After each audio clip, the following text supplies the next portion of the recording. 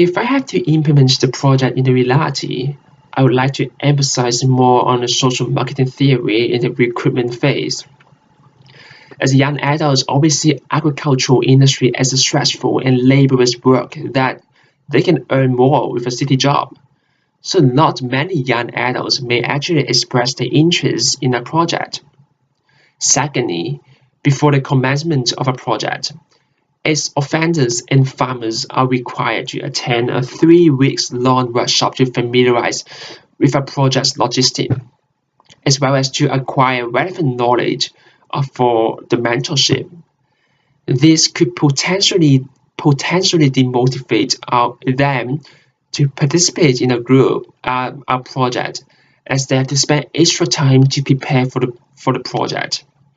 Especially for the farmers, extra labor costs and time costs may incur to them. As such, we, Outcare, can actually provide reimbursement for farmers if they come and participate in a project in the workshop. Perhaps refreshment or fuel subsidy can acknowledge and appreciate the effort they put in this project, encouraging them to providing financial support to encourage them to participate in the project.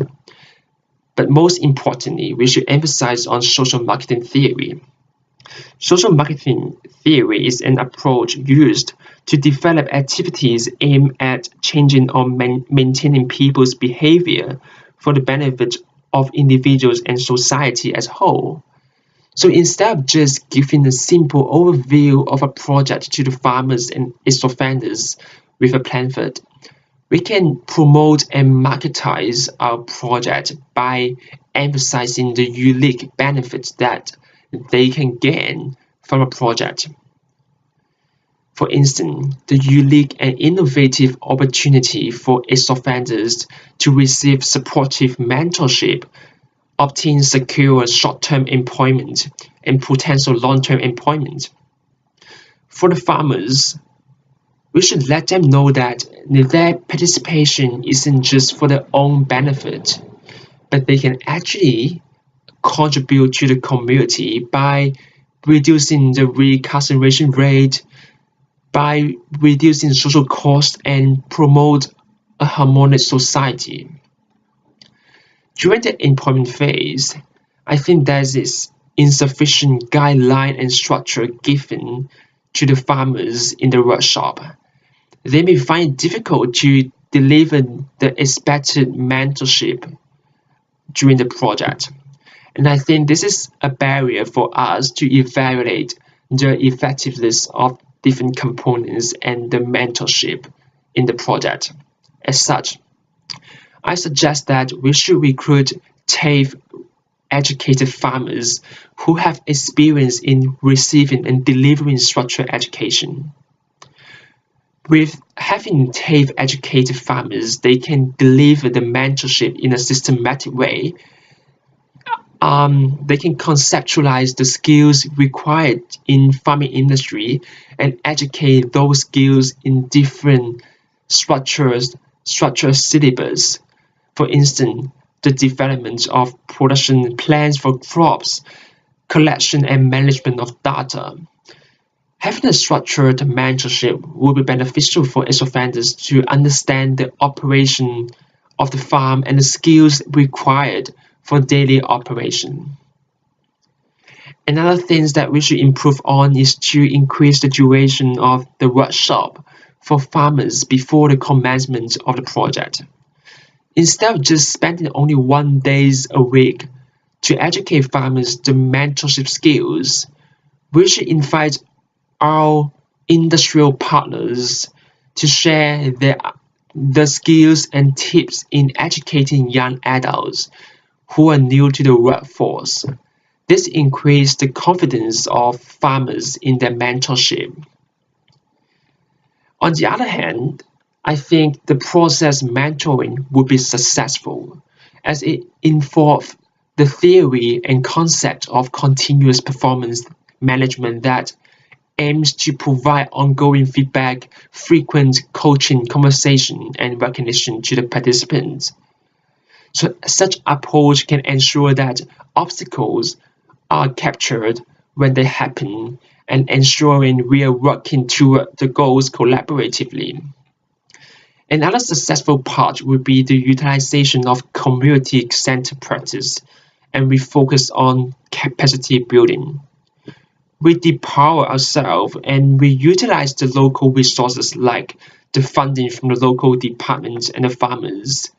And we encourage farmers to tailor their mentorship, and we encourage all participants to contribute back to the project when they have finished the project.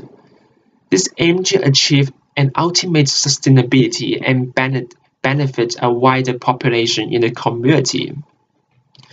For question 2, I think intellectual stimulation is one of the transformational leadership that I have demonstrated. Whenever there's a new idea, I would always challenge the idea by exploring its feasibility, effectiveness, drawbacks, and loopholes of the ideas. Because I think this is a way to foster creativity within group members. For instance, initially we were thinking to create a project about using sports to promote social integration for people with disability. With that, I realized such idea is just targeting the problem, but not really targeting the needs of the target group. So I reminded my groupmates about the concept and importance of having needs assessment in this project, and we eventually came out with a more feasible and effective topics. So I think my character ensure our ultimate goals are measurable and achievable. But the things that I have to improve on is to get to know my teammates. During the process of creating a Gantt chart, we took 1 week to find out that the person in charge of that part actually had no idea how to create a digital Gantt chart. As such, I should always bear in mind that my team is made up of individuals who have different talents and ability. Therefore, I should have initiated a conversation, understanding each other's strength and weakness, as well as their expectation on this project, ensuring the tasks are allocated to the correct person to maximize the efficiency of the project. Another transformational leader behavior I have to improve on is to be a good listener.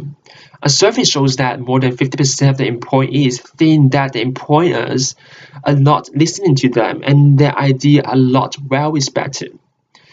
During the preparation for the pitch, even though I remain demonstrating my other practice of challenging ideas, but I'm not really open to others' criticism or attend to the needs of my groupmates.